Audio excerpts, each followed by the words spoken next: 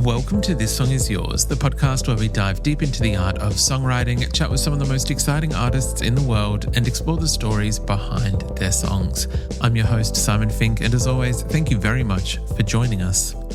Our guests this week are Dma'S. The Sydney trio of Tommy O'Dell, Johnny Took, and Matt Mason have spent a decade turning terrace house indie rock into something built for festival stages, drawing on the spirit of 90s Britpop and dance culture to become one of Australia's biggest live exports, having played sets at Glastonbury, Coachella, and Splendour in the Grass already on the band's resume. Along the way, they've also become firm favourites at Triple J, with their Like a Version cover of Cher's Believed finding its way into the hottest 100 Like a Versions of all time. Across 4 studio records, they have built a catalogue that has only grown in ambition and reach, and next week, on August 21st, they're adding their self-titled 5th album to that back catalogue. Written and recorded between the band's own Glebe studio and co-produced by the boys themselves, it's a record that returns to their original sonics while still pushing their sound forward in genuinely exciting and new ways. Today, we're sitting down with guitarist Matt Mason on the podcast to talk all about the importance of keeping the fans front of mind when making a new record, the unexpected influence of country music that is woven throughout this new self-titled one, and how his introduction to music and his early days busking helped lay the foundations for what Dma'S would become. Now, we want to say a massive thank you to Anastasia for her help with today's episode and remind you all that the brand new self-titled record from Dma'S is out next week on August 21st. You will find links in today's show notes on where you can follow the band, pre-order the record, and catch them on tour. While you are in the show notes as well, please make sure you subscribe to This Song Is Yours and come and follow us on Instagram and on TikTok. It really does help us out and it keeps you across all new episodes, guests, and everything else that we've got going on. Our playlist feature is also live on our website, so if you like finding curated playlists from artists and music creators alike, please head to thissongisyours.com to catch those. But let's get into today's conversation. Here is our chat with Matt Mason from Dma'S. Tell me what you're thinking. Spell it out, won't you? Am I intuition says move closer. Tell me what you're thinking. Please welcome to This Song Is Yours from the band Dma'S. It is Matt Mason. Matt, hello, sir. How are we? I'm great, man. Welcome to the podcast. Thanks. How are you? Super stoked to have you here. Very excited as we are in, I want to say it's like DMA season, you know, it's time. I'll take it. Yeah. We're on the precipice of a brand new Dma'S record. It's coming out next week on August 21st. It is self-titled, so it is also called Dma'S. But how are you guys feeling? I feel like, you know, it's always exciting when there's a new album put out, but I imagine that there's, you know, a mixed range of feelings coming from yourselves. What's it like from the band's perspective? We've just done 2 of these acoustic shows where we play some of the new songs off the album. We did one in Sydney, we did one in Adelaide. And it's been amazing to meet everyone after the show. And it's sort of a good reminder of why you do these things, like in between album cycles, and you're sort of sitting at home and, you know, you're kind of just writing songs and stuff. It's easy to sort of lose track of the fan base and the reason why we do this. And so it's good to get back into the cycle and sort of get back out there and to be meeting people, and, you know, just it's refreshing. I kind of love that though. We do have the pleasure of speaking to a number of artists on the eve of their release, or, you know, when something new is coming out, and it is always nice and refreshing that you mentioned the fans, that you mentioned the people that, you know, are showing up to gigs in these in-stores, because they obviously play a very big part in it. We have been lucky enough to have a listen to the record before it is coming out next week. It's a beautiful record. So firstly, congratulations on this. Thank you. Of course. It is the 6th studio record from yourselves, and it falls on the eve, or like the celebration, the anniversary for 10 years of Hill's End. So it's 6 albums in 10 years. Yeah. Is it feeling like that as well for yourselves? Is there a feeling of like quite an accomplishment in that number of years? Yeah, you know, I think it is. I don't know if it's rare, but it feels like, yeah, to make it this far is a privilege, in the sense that, you know, that we've been able to remain close and the fact that we've been able, as a band, been able to continue collaborating and doing what we love, because I know a lot of bands don't. And six albums is long. It's a long time, so it's that's definitely not lost on us that we still have the privilege of being able to make music together and keep doing what we love after such a long time. I think that it's audible in the music that you continue to put out, though, and across this new record, that you guys do genuinely love what you do, that it's not a thing of that it's based from, needing to, or even a contractual obligation to make music, but you guys actually really love making that music and writing together. Yeah. And I think you can hear that more. This album is very personal to us in the sense that the two albums that we've self-produced were our first album and this latest album. We had help from our friend Locke Bostock, who plays in a band called Mansionaire. He helped us with the newest album, but it did, because we were sort of self-producing it and sort of didn't have that person tapping us on the shoulder saying, "Hey, it's done. This is finished." It can, things can drag on for really eternity.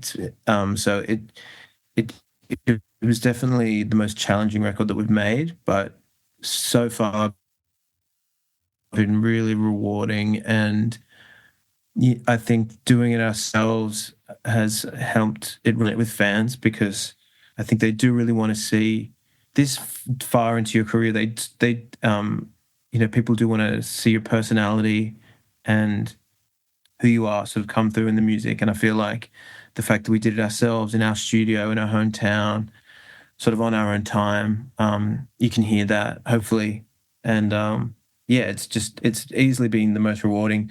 So to go back to when you asked about how we're feeling about the release, it's because we did self-produce it, so there's kind of a lot of pressure in that regard, but also the sense of relief and accomplishment that you get from sort of producing something yourself is unmatched. And I was just like, we should have done every album like this. It's so much fun. It's one of those things that I imagine after you do the first few yourselves, there's an element of wanting to see what someone else can bring to the table, or maybe taking some of the pressure off yourselves as well.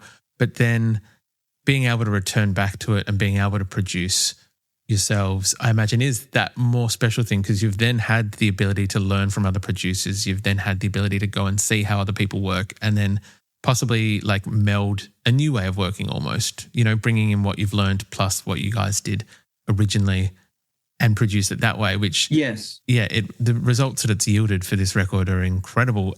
Can you talk us through, as you said, you've invested in a studio, you've built it, I think, in Glebe, and then really fit it out to be to your liking, yes, and to make music in your own time in the way that you want to. Can you talk us through, I guess, the experience of that? Because, as you said, not all bands are lucky enough to do that, but I imagine that taking the time, stopping, slowing down, and really focusing yourselves on how you want the record to sound, then make it a little bit nicer and a little bit more you, as you said.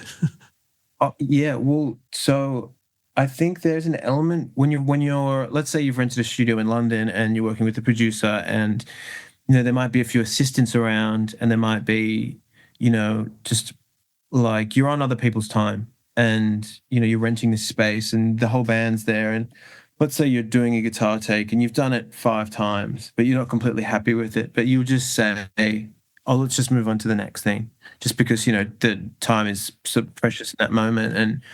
And I can look back on a few records that we've done and think, I would just wish I had a few, like an extra day or something to get that how I wanted it. But with this record, because I could have just been in the studio by myself and had all the time that I needed to be completely happy with something. So even though this record may not sonically be the most expansive or whatever that it could have sounded, we're like completely satisfied with every millisecond of it. And we had we just had the time to just take your time. Like there was no feeling of guilt or anything like that when you really wanted to just, if you felt like being a perfectionist on a certain part of a song or anything like that, you could, you didn't feel selfish by, just really honing in on it, which is it's a luxury that you get from having your own space, for sure. It's interesting that you comment on like the audio scope of it, though, because it still is a very large sounding record. You guys have achieved production wise and sonics wise and in an auditory sense, like it's still an incredible sounding record. I think that the scope of it still sounds very big. I think that there's a lot to love here for fans that maybe came across you in those first two records and really, well, you might say like a OG DMA fans, but that also there's 100%. different bits and pieces from other records as well that you've come along the way with those as well. When you do then sit down and you go, guys, we're going to produce it, we're going to get a studio, we're going to like take our time, is there the conversation of what direction you want to take it in and whether you want to try and recreate sounds from previous records or try something new or push it forward? Like what's that kind of process of working out what the record's going to be like?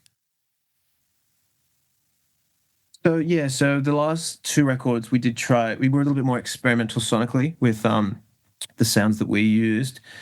And I think that,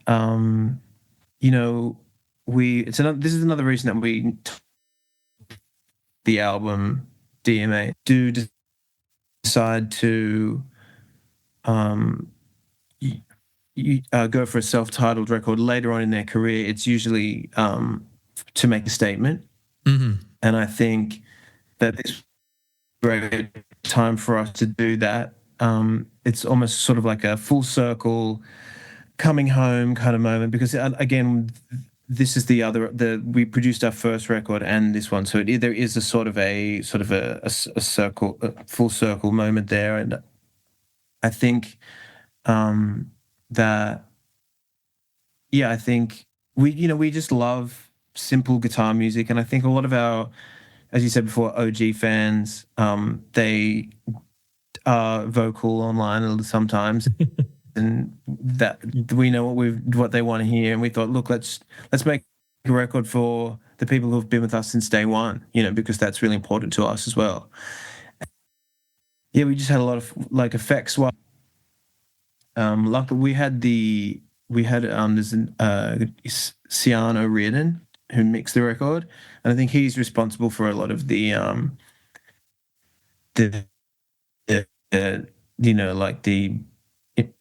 the impressive sonic qualities. I would give him credit for.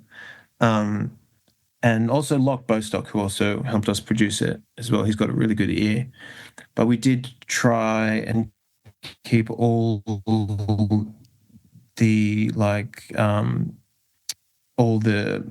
sounds that we were recording quite basic. Usually, sometimes previous albums we've had like a lot of effects, drenched guitars and things like that. We tried to keep a lot of things quite dry this time. Just to see what would happen. We also tried, there's a lot more vocal layering. Like there's a song called Concrete that has like almost like Birds-esque vocal stacks and things like that. But yeah, we tried to keep the effects minimal. But yeah, I think I've just gone off on a tangent. I can't remember what. Nothing wrong with that. But I think that there is a power in being able to do that and work out like, I guess, almost a mission statement in a way, or that you wanted to do it for the fans and what they were kind of talking about online. And I think that you've achieved that in a very good way. It's interesting that you brought up Concrete as well. I was going to bring it up a little bit later in the chat. I know that you and Johnny, I believe, went to Nashville, and that there was this conversation in relation to both of you kind of having a relationship with country music in the younger days, and whether that trip kind of permeated into this record at all. There's obviously the strong indie rock, Britpop sonics that fans kind of know Dma'S for. Do you feel that there's country elements in, even, and it might not be as so obvious, but in this record that are kind of underlying? So there's always been sort of like a secret country um, sort of like fabric in our songwriting. Johnny and I we played country music for years. There's been like Dma'S singles that have come out before, even on our first record, that were written on a banjo, and songs that were written on bluegrass instruments. And I have a theory that there is some kind of like Britpop country music crossover, because if you sing a lot of Britpop songs with an American accent, they sound like country songs, and vice versa. Like if you sing a country song with a British accent, it sounds like a Britpop song. I don't. It might just be a coincidence. A lot of the chord structures are the same, the tempos are the same. So I don't really know, but there is a bit of an overlap with both of those genres. So it is quite fitting. But yeah, we did, like, I played a lot of there's mandolin on this record. There's dobro, which is a bluegrass instrument. But yeah, going to Nashville was really inspiring for us. But yeah, that has been something that we've been sort of sneaking into our music for a long time. I genuinely felt it was Concrete, and it was, what was the other track? Dancing Luck, I want to say. Yeah. If you removed parts of the synth and one or two others, like they're almost like alt country dive bar kind of classics. Like there is, and now that you've said that there's a crossover, I'm now going to go back and listen to some other songs and see if there's more kind of country elements to them. Yeah, totally. That Hurricane song as well on the album. That song is like, it's an interpolation of a dance song that I heard on the radio that and then added a few verses and stuff. But that song's like really country influenced, and it has quite a few country. It's got like a fiddle on it and like a bouzouki, and yeah, like I feel like that song was really, and lyrically as well, it sort of tells a sort of it's more like storytelling, which is something that we haven't done too much in the past. But there's a few songs on this album that are sort of almost like historical storytelling songs. Usually we'll sing about like relationships and sort of classic heartbreak kind of stuff. But this album definitely delves more into storytelling and that kind of thing. So, which I feel, borrows from country music. I was wondering whether you might indulge us a little bit and tell us more of your introduction to music and where you got started in terms of, I know we've already acknowledged the country music aspect in your younger years, but wondering whether you might share, I guess, what introduced you to music and where you got into writing music and lyrics and making music. So I started playing like the cello when I was about, I think, 8 or 9 years old. I just, fell in love with the sound of it. I've heard someone say that the cello has the same range as the human voice. And I think that draws a lot of people towards it because it does have almost like a human voice like quality. So, and then I befriended, he's a guy named Nick Webb, and he plays in a band called Sachet, and he plays bass for the Wiggles sometimes. But he and I started a band when we were like 12 or 13, and he like just changed my life when it came to music. He just showed me all these bands that just kind of shaped my sort of musical adolescence, like, just a lot of sort of slack rock, 90s, the American. I only really got into listening to English bands when I met Johnny and Tommy. Before that, it was very much like Americana or like bands like Dinosaur Jr. and that kind of world. So yeah, I then when I was like sort of like a teenager, I was busking a lot. So we were around to like Sydney City Central Tunnel and like Bondi Junction and just around, and we would just be busking. And that's when I started playing the banjo, because I had a friend had a banjo around, and then listening to dobro players like Jerry Douglas and getting really into this kind of sort of lesser known bluegrass instruments. And then I met Johnny. I was playing the banjo at a folk festival in Sydney, and Johnny came up to me and he gave me a CD of demos that he'd had, and I went home and listened to it and called him up the next day, and we basically started a band the day after. And then that's how we all kind of met. But busking and just I feel like busking really shaped a lot of the music that I play and listen to now, because we would just learn hundreds and hundreds of covers and play them just for hours on end. And I think I think that's really valuable when you're like up and coming, just to sort of just relentlessly play nonstop, which I suppose busking forces you to do.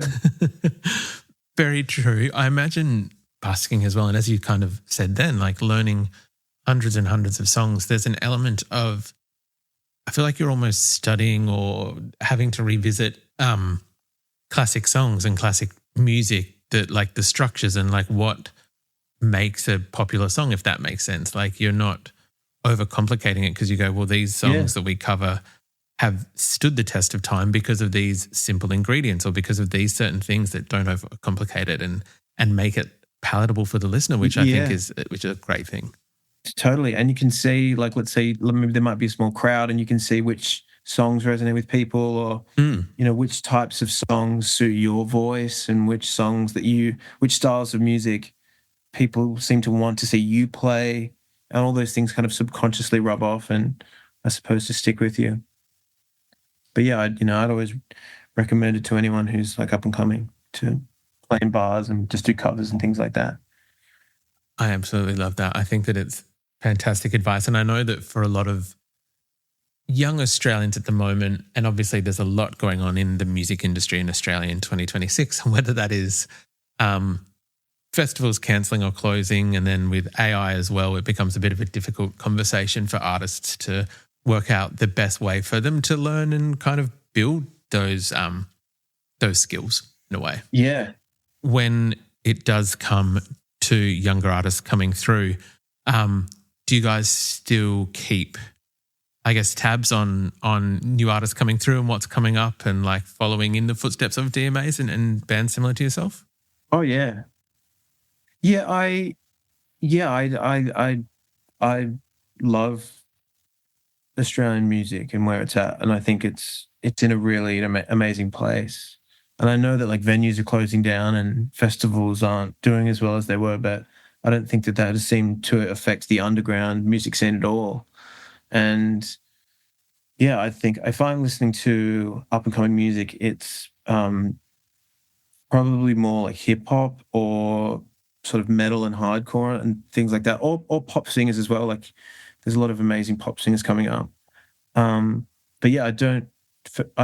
It doesn't seem like there's less young music than 10 years ago at all to me. In fact, if anything, it seems like there's more. I would probably agree with that. I think that obviously as technology becomes easier, there's more people posting music online and connecting with fans. Yeah, 100%. Maybe because of social media, but it doesn't really feel like the output of young people has slowed down. I would agree with that. I feel that we get more and more artists each day and more people with their own different takes on things, which is kind of cool. And being able to see some artists where you go, oh, it's a clear influence of this, but then there's other elements of different bands, or it's always curious. It's always interesting seeing everyone's influences and how they meld together in like a melting pot kind of situation. Oh yeah, like the genre bending is like one of my favorite parts of modern music, and also modern there's a lot more mixed bills happening now, which I am a huge fan of. When there's just the way that people are curating shows, and it's less about what exact genre an artist might be, and it's more about like the spirit, or like the sort of the encompassing sort of overall spirit of the artist's message and that kind of community, more so than like the actual sound of the music, which is really cool. Exactly. I think that it's for those festivals that are still going ahead in Australia, they're very lucky in that they've built an incredible vibe, an incredible kind of experience where it does cover lots of different genres. I very quickly do want to touch on the fact that you guys are involved in some of those festivals. We've got Yours and Ours in the next coming months. There's Spilt Milk. I know that there is also some headline shows of your own in November and some fan pop-ups along the way, as we discussed in, I think, Adelaide this weekend when people are listening to this conversation. Is there a certain track off this new record that you're excited to be taking out to those live stages? Is there one that you think or you know is kind of just going to absolutely connect with those audiences? I'll probably say Windows, because, I can, like, with the response that I've seen online has been pretty great, and I do actually like playing ballads live because the crowd takes over and it almost becomes more about just everyone there instead of like it's unifying when the music's quiet and the voices are loud, which I think is a beautiful thing. I would agree with that. I can see lots of sing-along moments, lots of incredible kind of, I think I was trying to work out the best way to say this all morning, knowing that we were going to chat today. And I almost feel like Dma'S has this beautiful community building aspect to their music. The fact that you guys are able to, you come out and within a few songs, people are arm in arm, whether it's someone that they know or a stranger, I feel like it invites sing-along and that kind of, that group kind of aspect to it, which is lovely. Thank you. Yeah, thank you. No, of course. It's something I'm very, very excited to see in the coming months across these festival dates and these tour dates as well for yourself. We'll make sure that all the dates are in today's podcast show notes so that people can buy tickets to come see and purchase this self-titled record of yours. It is out next week, August 21st, Dma'S by Dma'S. But Matt Mason, thank you very much for coming onto the pod, mate. I appreciate your time today. Simon Fink, thanks for having me. It's an honour.